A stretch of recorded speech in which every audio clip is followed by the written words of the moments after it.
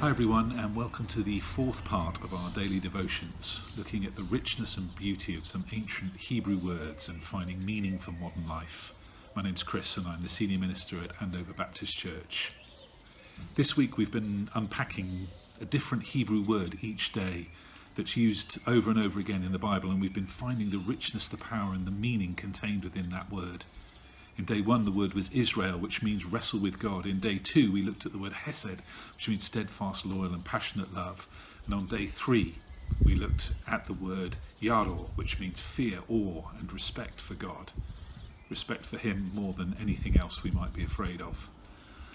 And today I want to talk about hope. What do you hope for? Often we casually use the word hope to mean a wishful thought or desire. I hope the sun comes out tomorrow. I hope we've got chips for tea. Or perhaps in these days it's a bit more serious than that. I hope that the coronavirus crisis ends soon. I hope that they find a vaccine. I hope that I stay well. There's a Hebrew word for hope, which is tikvor, which is far less vague or abstract. The root of the word korvor means wait. In the Bible, hoping and waiting are intertwined.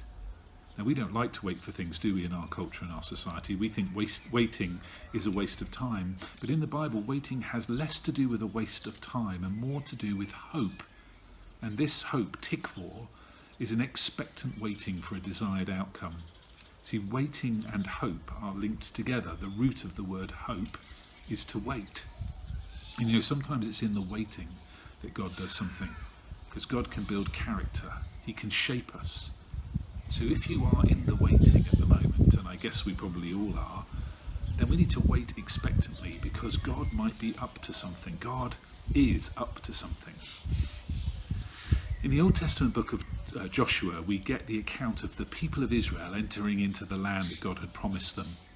And in chapter 2, the people of Israel send some spies off to scope out the city of Jericho, which they mean to attack and to take.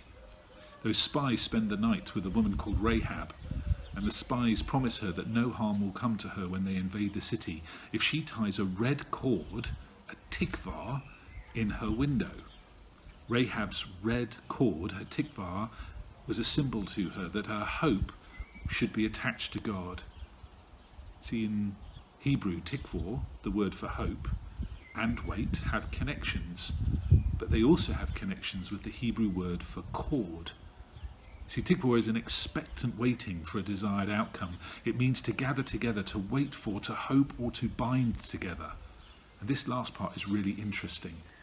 See, the Hebrew root of the word offers a concrete expression of hope as an ever-strengthening rope as the strands are collected and twisted together. The Old Testament prophet Isaiah said this: "But those whose tikvor, whose hope, who wait expectantly in the Lord, those who tikvor, who hope, who wait expectantly in the Lord, will renew their strength." See, the Bible values the process and the outcome of expectantly waiting. So let's wait expectantly. Let's open our eyes to what God is doing all around us, even in these days. And let's let our expectant hope be a constantly growing and strengthening cord or rope that we can hold on to. Today's song is called Waiting Here for You by Martin Smith. I love this song. It's all about expectant waiting, and it contains words that express the waiting and the hope in who God is. Verse 3 says, "You are everything you've promised. Your faithfulness is true. We're desperate for your presence. All we need is you." I'm not going to pray today. I want us to go straight into that song and to use it as our prayer and to wait on God. And as we listen to the song and as we wait expectantly on him, allow his presence to fill you afresh. Waiting here for you.